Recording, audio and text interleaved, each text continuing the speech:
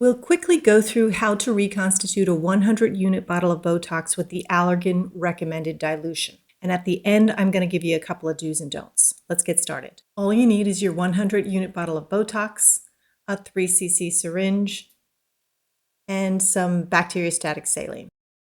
Make sure you clean the rubber stoppers with a 70% alcohol prep because the manufacturer does not guarantee sterility of that rubber stopper. Allergan recommends a reconstitution rate of 2.5 cc's for 100 units of Botox. Protocol requires us to pull up 2.5 cc's of air to inject into that bottle of saline to make it easier to do the withdrawal. Turn the vial upside down and begin pulling out that 2.5 cc's. It helps to pull just a tiny bit extra into the syringe, just a small amount. Don't worry, we'll get rid of what we don't need in the next step. Then release the air bubbles by gently tapping it, and then push it back up to the 2.5.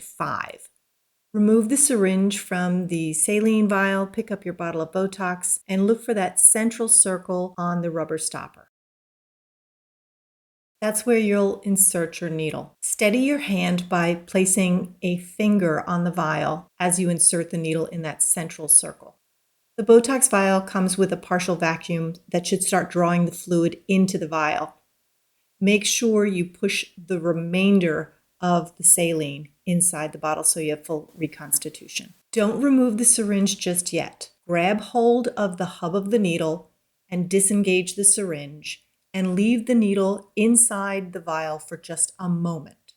Now go ahead and remove that needle. That will release that partial vacuum, and it'll make it a lot easier for you to withdraw subsequent volumes from the vial without having too many bubbles. Now you should invert and rotate the bottle gently. There's no need for vigorous agitation. The bottle's now ready for you to pull up your patient doses. Now for the do's and don'ts. Each and every time you're going to access a multi-dose vial to withdraw fluid, you must pre-inject that vial with an amount of air equal or greater than the amount of fluid that you're going to withdraw. When you omit this step, you make it very difficult to pull up volumes that don't contain air. In fact, I've seen injectors pull up an entire syringe filled with air and didn't realize there was no liquid in it.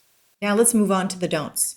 Never leave a needle inside the rubber stopper and just unscrew the syringe and do multiple syringe changes thinking you're doing the patient a favor by not dulling the needle. This is a hard and fast breach in sterility because you can introduce bacteria into that vial by doing this. Another breach in asepsis is by removing the rubber stopper and just going in and out of the bottle for multiple patients with the syringe. An open vial is open to contamination, and the longer it's open, the greater the risk.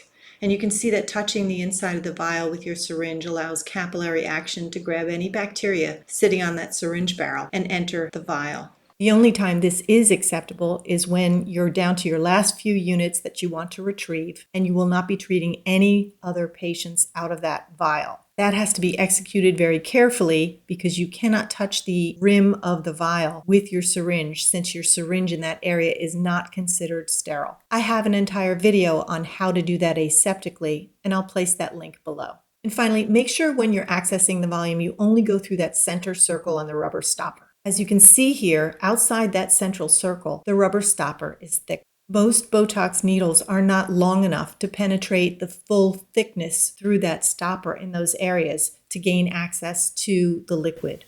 Like and subscribe for more tips on injectables.